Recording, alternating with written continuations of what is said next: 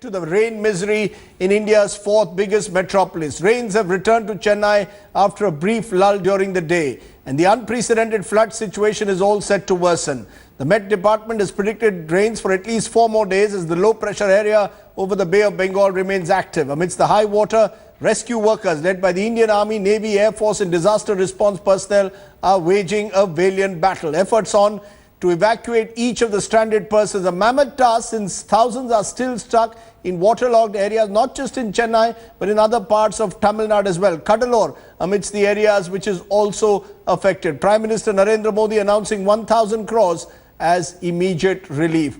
Our reporters have spread out across the city. Let's just get in some of their reports at the very top. There's a family here who's actually leaving this place and they're going to a safer place.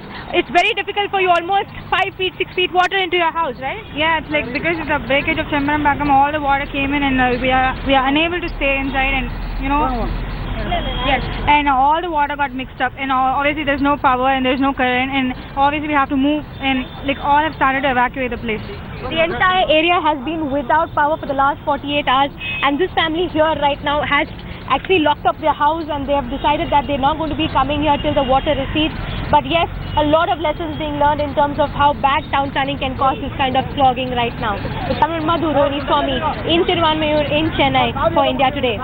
We are on the Kottapuram bridge, which is completely cut off because of the heavy rains. This particular road connects main arterial junctions where people from Mylapore, Poise Garden have to take this route to reach airport and also Gindi, and this is just another route to reach Adyar, which is one of the shortest routes, and now water has reached up to second floor of their houses, because of which the NDRF has been pressed into service. You can see the level of water. A car has been submerged into the water. Several vehicles that was parked at this particular place have been submerged completely. People living in these nearby locations have been moved to the church that is adjacent to this particular complex. In fact, you know, food operations and relief operations have been provided to people who are refusing to leave their homes, and there are people still living in the third floor of the houses as the water has seeped into at least second floor of these apartments that we can see on the screen right now. But however, as the Chembaram lake has been let off because of the surplus water, all the water is seeped here, because of which people living in this particular area have been having a difficult time. But however, with no rains at this moment, it is a good news. But again, this is going to take a long time for the authorities to bring Chennai back to its normal state. With camera person Daniel, Srisha Reddy in Chennai for India Today.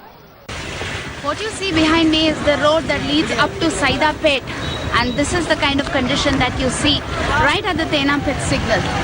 So if I zoom across, pan across and show you, that is the signal. Where you take a left, it takes you to T Nagar, and right takes you to Eldance Road, and the road ahead is Mount Road.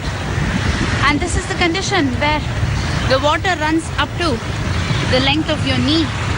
It's knee-deep water that we are talking of, people wading through this. Difficult to get to the other side of this because Saidapet happens to be an important junction that connects to the airport as well as other areas like Gindi as well as Velachery and the low-lying areas nearby there, making it difficult for people to reach across to their families either through phones or even get back to their residences. All of them stay put in their offices for a very, very long time, nearly a matter of 3 days, where they are absolutely lonely here, unable to survive, no food, no power and no phone signal.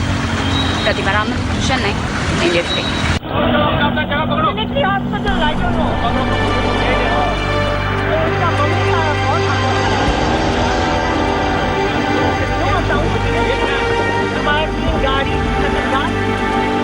खासतौर से जो बुजुर्ग हैं, जो घरों में अकेले रहते हैं, उनके लिए कितनी मुश्किल है पिछले 2 दिन से, जबकि पूरा घर पानी में डूब गया है।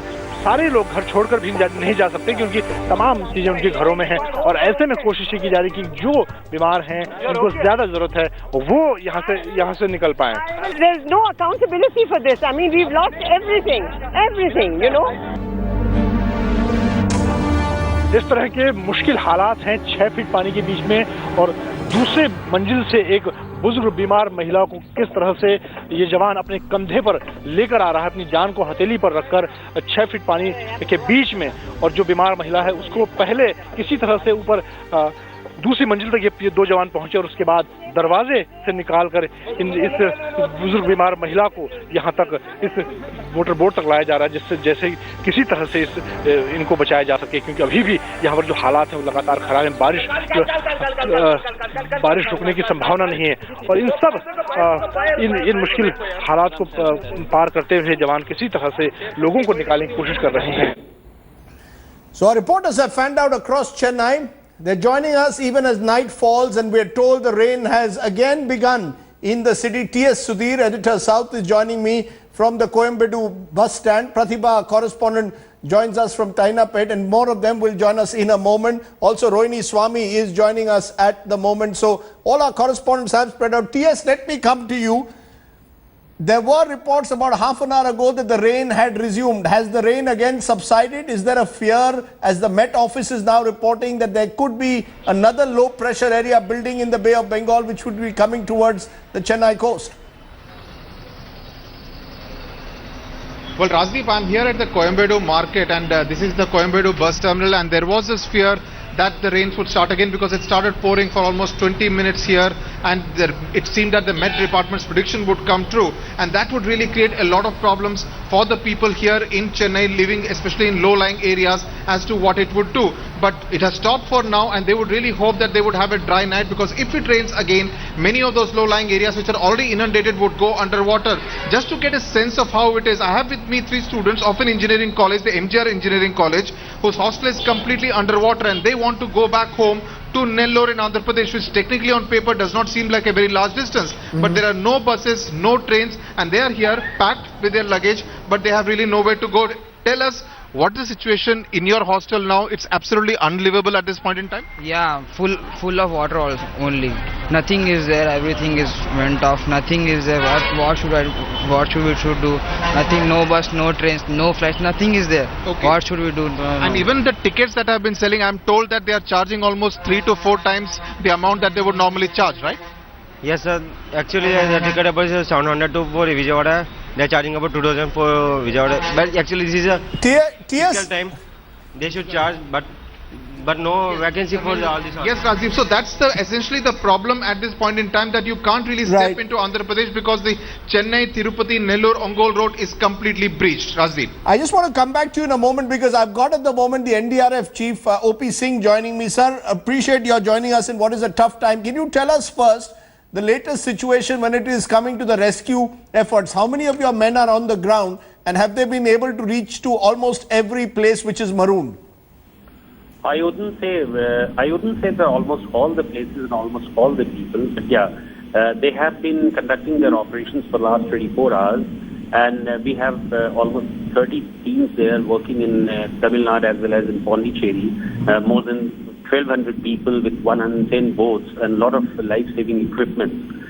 This morning we have started our operations in those areas which were particularly vulnerable, which had the water logging and which were totally flooded. I'm mentioning the south part of Chennai. You know, the good thing has been that there has been almost no rain for last many hours. Water level has also receded in many parts of Chennai, and because of this rescue operations since morning, we could be able to evacuate and rescue almost more than 5,000 people in different localities. We are also rushing 20 more teams at the request of the state government with 80 boats from different parts of the country. And perhaps tomorrow our operations will be more intensified, more mounted in those areas. So I wouldn't say that almost all people have been reached out, but right from the beginning, the objective of the NDRF teams was how to reach out to the people, how to rescue them, and how to bring them to the safer locations. Mr. Singh, you said 5,000 people have been evacuated and rescued in Chennai itself, but I'm getting reports that it's not just Chennai, Cuddalore, other parts also now continue to face rising waters. So are your operations now across Tamil Nadu, or have they been confined to certain areas? No. The operation is widespread. In fact, the Chennai city has 18 or 21 teams. Then you have Kanchipuram, you have Kudlur also. So all these places are covered by NDRF teams. And when I talk of a figure more than 5,000, I include almost all the places where the operations have been mounted.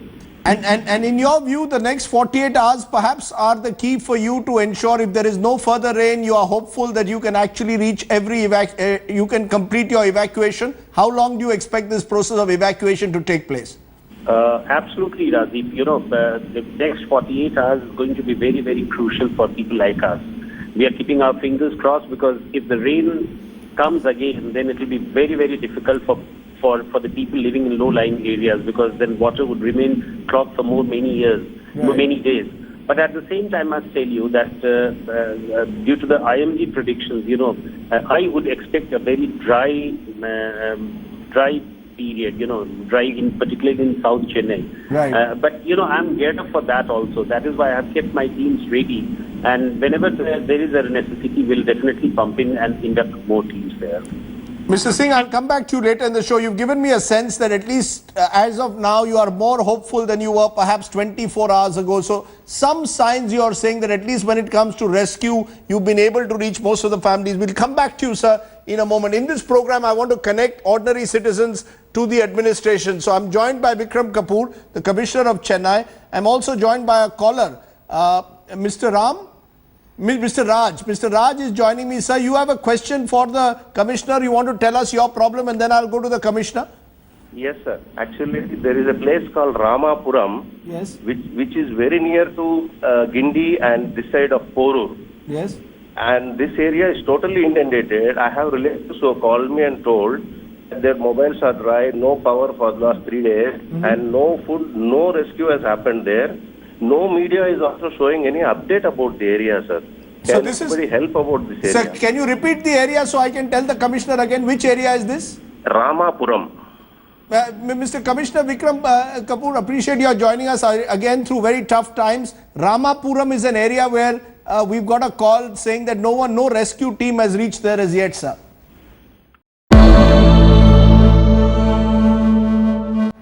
Or rather, DMK chief has given out a statement, and the statement reads, I quote, "It has rained heavily in the past 24 hours and more rainfall has been predicted." Hello and welcome to another episode of Gadgets and Gizmos. My name is Gaurav Prethi and they call me Looks Matter, they say, and then you realize that was the first sign of trouble.